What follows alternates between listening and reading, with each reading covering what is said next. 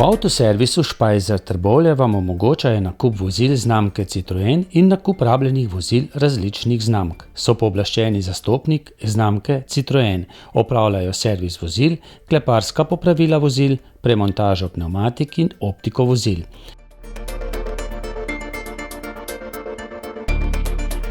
Za več informacij so dosegljivi na sedežu podjetja ali na telefonski številki 03 66 30 170.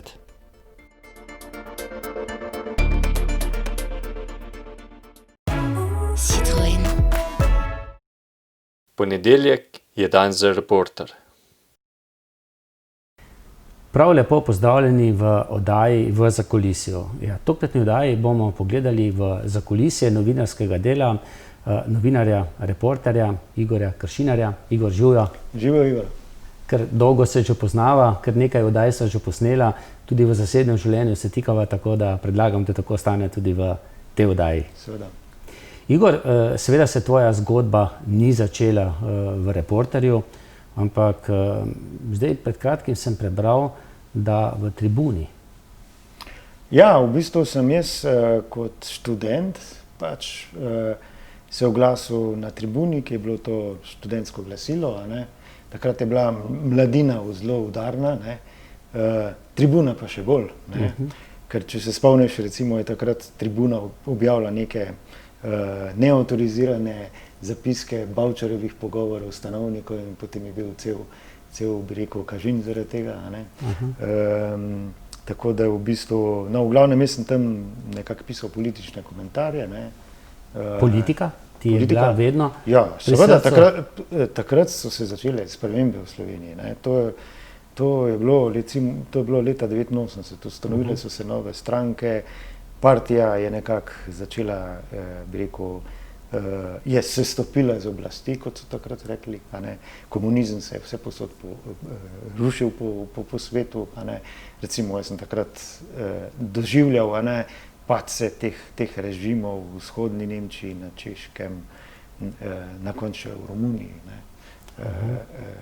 In pol sem se recimo spomnil, kako sem kot pionirček čakal v Velenju, ker sem svojo otroštvo preživel v Velenju, na cesti, mahal sem z jugoslovansko in z romunsko zastavico in smo vpili Tito, Tita sploh tam ni bilo, bil je pa Čaušesku. Jaz seveda šel mimo tam v Gorenje si pogledati, v glavnem, to me je zelo nekako, bi rekel, fasciniralo, kako se je ta sistem, ta zlagan sistem, v katerem so ljudje lagali, kako je, najbolj pravična družba na svetu, v ozadju tega se je pa seveda skrival en bi rekel, krut totalitarni sistem, kjer so preganjali politične nasprotnike, kritike in tako dalje, Ampak nekaj si pa verjetno vedel kot mladostnik o tem, ker sicer, kolikor vem, ne bi snel Titovo sliko takrat, ko seveda je še veselo visela po stenah. To je bila pač šala, malo bi rekel.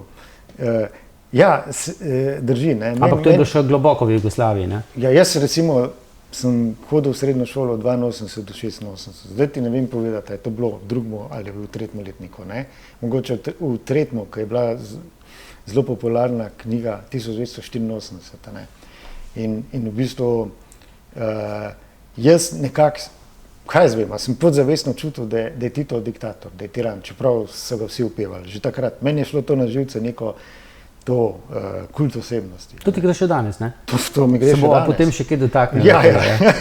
In v bistvu tista Titova slika, ki je visela v učilnici, sem jaz enkrat v šali rekel sošolcem in sošolkam, večinoma so bile sošolke, kaj pa dela ta diktator med nami, in sem ga dol snel, In so se vsi smejali, mislim, In pol lepo je pa bilo pa takoj, pa je zvonila ura, se bliža šolski zvonec, in so mi rekli, zdaj moraš pa dati sliko gor, zdaj, kaj bo zdaj, mislim, je bilo že vse strah, Sem rekel, okej, pa obesimo tirana, In smo ga obesili,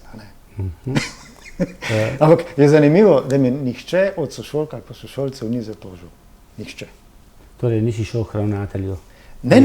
Je pa res, da so me v paralelki neka sošolka enkrat zatožila in da so, ne vem, ker jaz sem se večkrat norčeval iz takratnega sistema, ne, in recimo sem rekel, ja, to bi mogli, če je to brezrazredna družba, pa brezstrankarski sistem, potem bi mogli partijo tudi ukiniti, pa ne more partija pol biti in podobno, ne. In, recimo, dobro, ena od teh stvari, ki sem jih takrat razlagal, vse sem še kakšne hujše stvari počel in pol so mi takrat zasliševali aktiv komunistov na gimnaziji in so rekli, zdaj pa, če ne boš dal mir, te bomo prijavili na UDBO.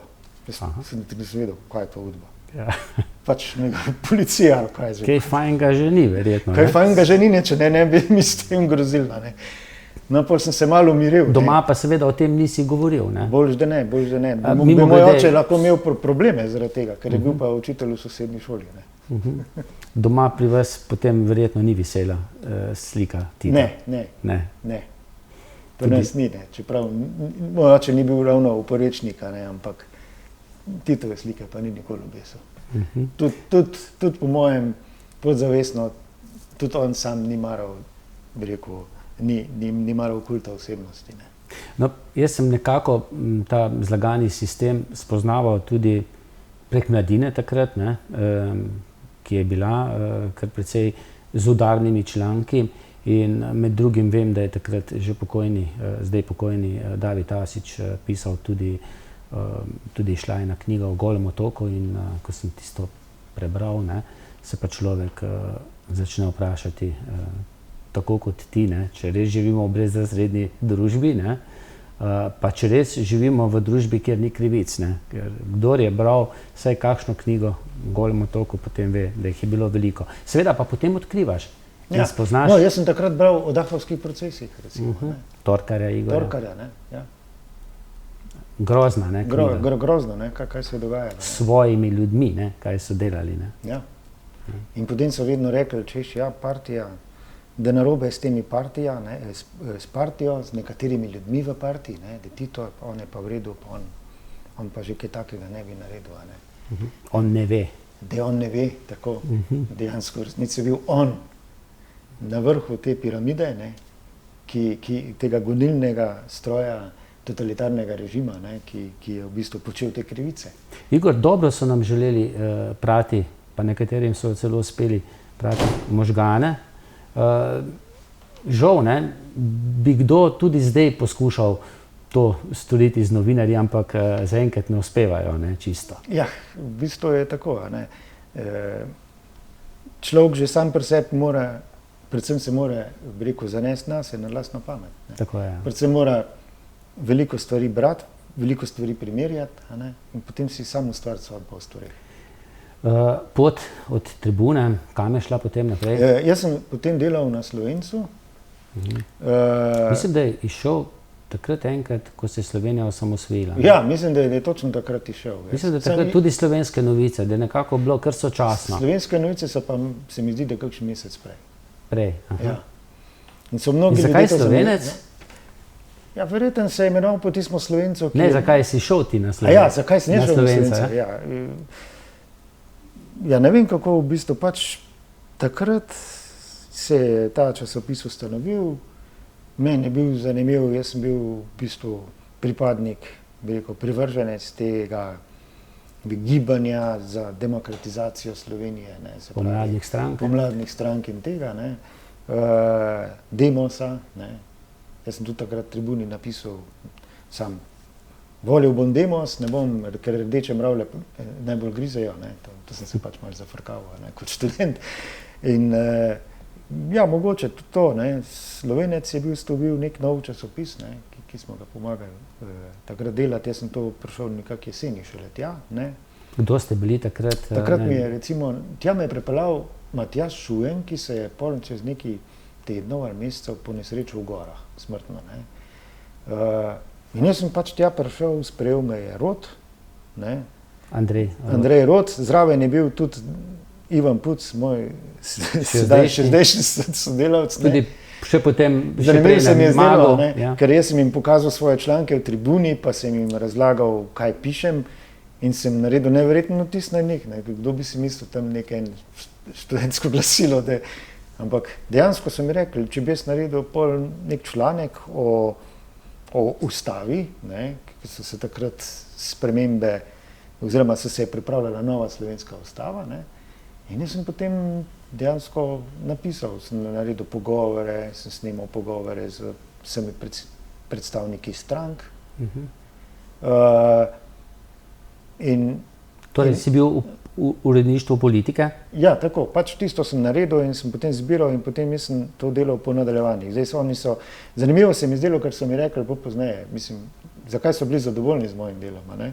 Ker so oni pričakovali, da bom išel po liniji najmanjšega odpora, da bom rekel, ta stranka misli to, ta stranka misli to, ta stranka misli to in tako naprej, ampak jaz sem šel pa drugače, jaz sem šel pa, kaj stranke mislijo o tem, kaj mislijo stranke o tem, kaj mislijo stranke o tem. Se pravi, ne vem, jaz sem šel po temah, ne po strankah, ne.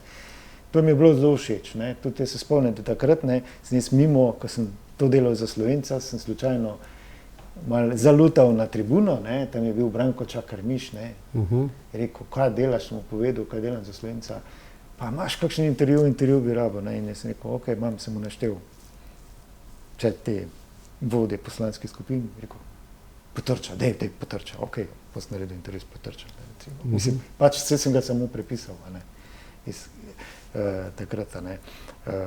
Tako da v bistvu jaz sem pol s tribuno bolj malo delal, ne, ampak sem več delal za Slovenca, ne.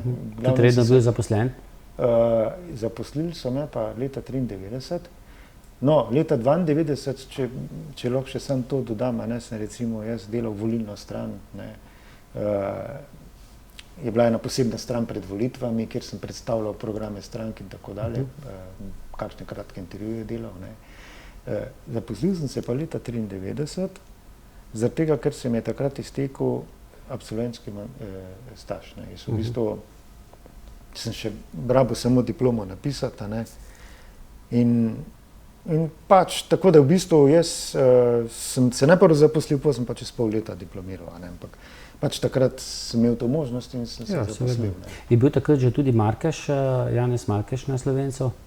Ja, je bil, on je bil. Mislim, da je takrat on bil tudi, ne vem, Slovenec je imel eden prvih teh sobotnih prilog, ne? Ja, on je bil urednik Slovenčeve sobotne priloge, ali sobotna branja so se imenovala, ampak veš, to je že toliko časa, da jaz ne vem, kdaj je točno bil, pa ker pa mogoče razlog v tebi, kako to, da tak recimo desnosredinski ali pa desni konzervativni dnevnik, ki je nekako sobival z Delom, ki je bil že uveljavljen, z Dnevnikom, ki je bil ravno tako uveljavljen, pa Večerom, ki je bil javno tako uveljavljen časopis, ni preživel? No, jaz sem se pogovarjal z ta zadnjim urednikom, oziroma enim zadnjih urednikov, so se enkrat pogovarjali, rekel, da Slovenc bi lahko preživel kot tednik, ne. Kot dnevnik pa ni mogel preživeti. Zdaj, zakaj?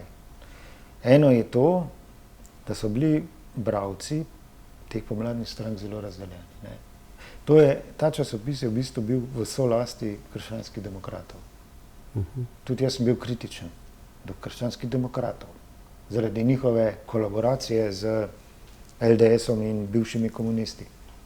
To je delalo nekako zelo, takrat so bili ljudje zaradi tega zelo nevoljni, razdeljeni, njim to ni dobro, bi rekel, se je steklo, za njih so zgubljali glasove, po drugi strani se pravi, mi smo imeli dejansko takrat del pomladnih strank v vladi, del pomladnih strank v opoziciji. Slovenec pa naj bi nagovarjal. Slovenec pa naj bi zdaj nagovarjal vse te bralce. Ja. In jaz mislim, da je v bistvu bil glavni problem tukaj, ne. Ljudje so v bistvu eno pričakovali, ne, lastniki Slovenca pa drugo, ne. In to je eno, drugo je to, res pa je tudi, da je bil takrat tudi Delo dober, ne. Ta Slivnikova četica, recimo. To je pa dodaten argument, da je bila Slivnikova četica zelo dobra, da je nekako Delo takrat postal zelo pluralen časopis, ne. Se po eni strani so imeli oni, bi rekel, ta levi del je imel sobotno prilogo, ne. Lovrenci, ne. Ja, desni del je imel, bi rekel, Slivnik, ne, oziroma je imel časopis Delo, ne, se pravi, ti ljudje so potem po sporu odšli in ustanovili MAK, ne. Tako, ja. No, ampak ti si pa še po Slovencu odšel najprej na Slovenske novice. Na Slovenske novice. Jaz sem šel na Slovenske novice. Pa verjetno ne, da bi pokrival prometne nesreče, kriminal, ampak da bi pokrival politiko. Ja, to je zanimiva zgodba. Jaz sem v bistvu nekako skozi želel politiko, ampak tam so rekli, da bi pisal socialne teme. Ne? In potem je še Tit Dobršek, ne, ki je bil takrat direktor Dela in Slovenskih novic, prepričeval, češ, to politika, to je brez veze. To ljudje radi berejo zgodbe. In potem je on razlagal, kako je on, ne vem, bil tam v Afriki, dopisnik je tiste zgodbe o ljudeh pisal, kako so to ljudje radi brali in tako dalje in tako naprej. Ne. In tudi, ko sem jaz recimo iz Slovenskih novic odšel, sem se moral pri Titu Dobršku javiti in mi je on rekel, da to je pa moja največja življenjska napaka. In sem si rekel, da v bistvu, jaz pač si želim pisati o politiki. Ne. Mene to bolj zanima, ne? Ja, to je napaka, to je brez veze politika, ampak jaz ne moram pomagati, pač mene to od nekdaj zanima. Ne? Šel si pa na MAK. MAK je takrat Na MAK sem šel pa leta 2000. Torej iz Slovenskih novic. Se pravi, v bistvu na Slovenskih novicah sem bil od leta 1995 do 2000. MAK je pa že takrat deloval, ne? MAK se je pa v bistvu ustanovil nekaj, kako bi rekel, 2 meseca zatem, ko sem jaz prišel na Slovenske novice. Kako pa je prišlo do povabila na MAK? Ne vem, si se sam povabil? Je bilo to povabilo takratnega Danila Slivnika?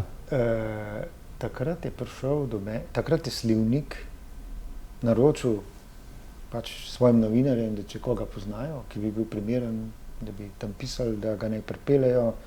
In so v bistvu videli nekako mene. Ne. In prišel puc do mene, ne vem, nekje sva se srečala, potem sva se nekako tudi z Markežem zmenila, mi smo se pa poznali Slovenca. Ne. In potem sem prišel do Danila Slivnika, ki ga v bistvu sem že tudi prej poznal. Ne. Seveda.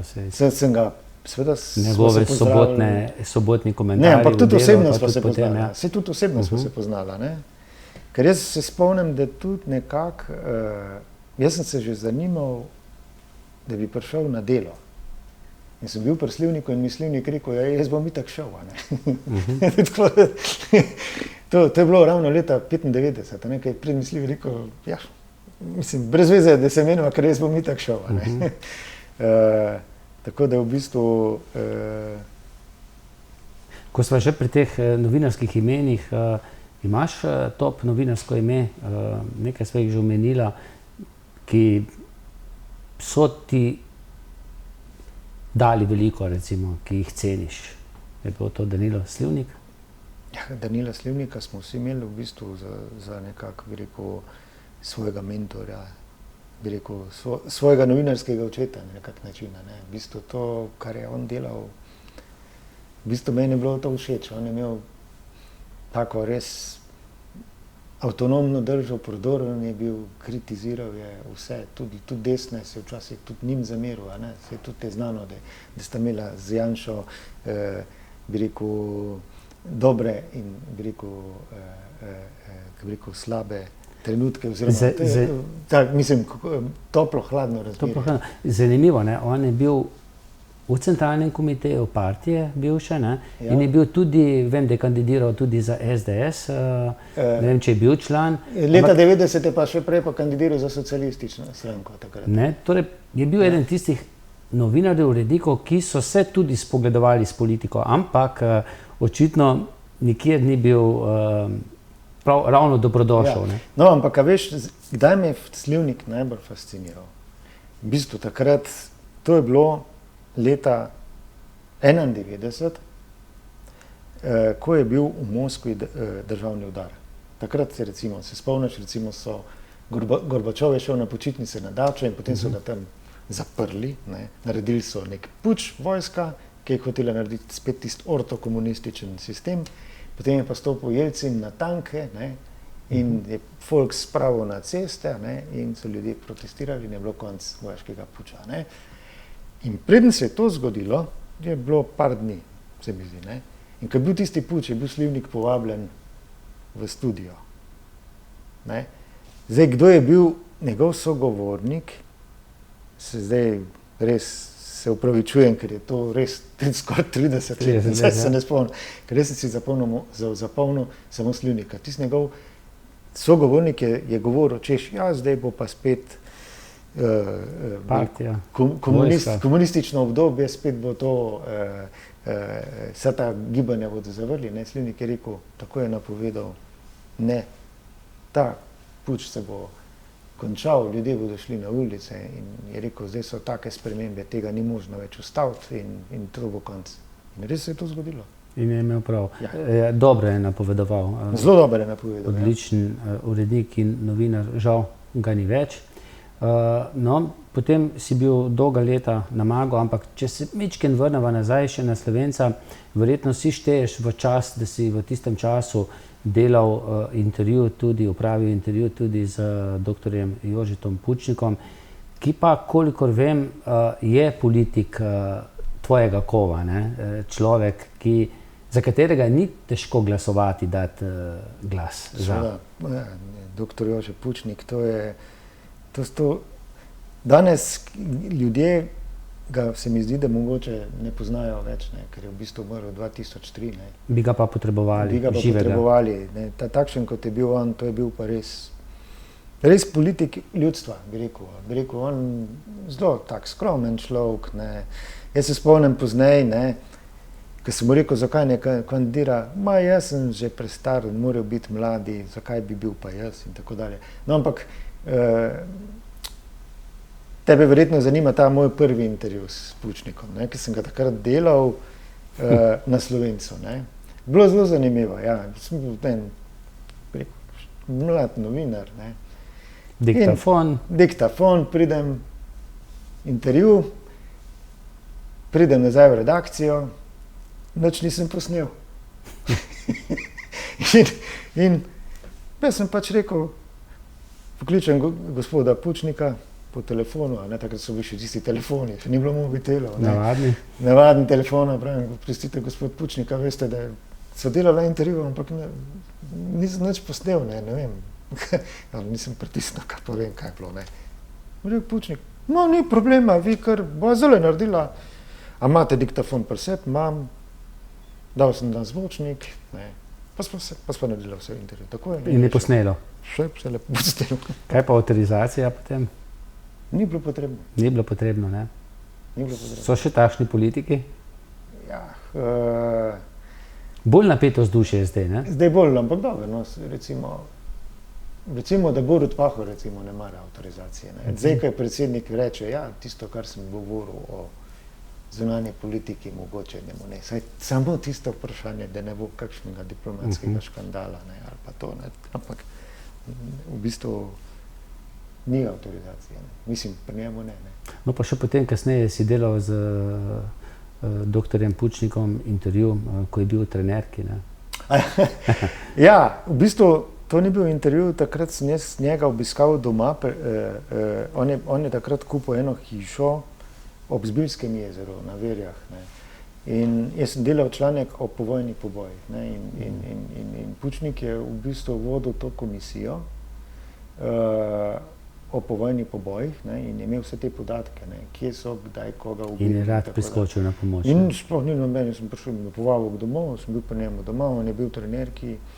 In pokaj pa videl, sem se, ko jaz eno sliko rabim, ne, sem nekaj sliko žena, tam, žena je bila Nemka, ampak je govorila slovensko, ne. Joj, bila vsa jezna, zakaj je on trenerki, zakaj se ni lepše oblekel. No, ampak to je pač bil Pučnik. Pučnik je bil pač, bi rekel, človek iz ljudstva, ne. On je, kar mogoče danes ljudje ne vedo, ne, pa je pomembno povedati, ne, da je Pučnik leta 57, oziroma tistih 50 letih, ne, napisal članek, v katerem je kritiziral takratno kmetijsko politiko. In se znašel v zaporu. In se zaradi tega znašel v zaporu. In trpel. In trpel, ne. Se pravi, človek je šel v zapor zato, ker je ni kritiziral ne Tita, ne partije, ne vem, ne sistema, ampak je kritiziral kmetijsko politiko. Mislim, da je išla tudi knjiga o tem, mislim, da je delal Janko Lolenci z njim intervju, takšno v obliki, kako je bilo takrat v zaporu tudi, ne. In ko je prišel nazaj v Slovenijo, on ni nikoli imel nobenih revanšističnih teženj, Kar so mu očitali, kar so mu očitali nikoli. Pa ženo Nemko in tako naprej. Pa ženo Nemko, ne, ki je mimogrede, kot sem omenil, govorila slovensko z mano. Ne. To je oče naroda, ne? To je oče narod, ja. Ne tisti z avstro-ogrskimi brki, ne. To je bil oče naroda. Ne. Ki smo zdaj pred kratkimi postavili spomenik, tako, ja. Janez Stanovnik, ne? Tako, da bo bolj plastična. Ne? Plastična, ja. Tako. V glavnem, to delo, mimogrede, še pred časom sem slišal zanimivo zgodbo, da je, ne vem, ni preverjena, tudi od znanega novinarja, urednika, da je Jože Pučnik pisal celo spomine in ni pa jih, vsaj išli niso. Ja, v bistvu Pučnik je precej pisal tako, da bi v bistvu presenetilo po svoje, ne, zakaj ni napisal spominov, ne, in zdaj... Ali pa če jih je, zakaj niso išli, ne. Ja, mogoče pa bodo kdaj, ne? Se bodo našli. Ali je pa nekdo poskrbel, da jih ni. Da jih ni, ne, ker je kaj takega napisal, kar mogoče tistim, ki zdaj prisegajo na njegovo dediščino, ni všeč. Ne vemo. Ne vemo.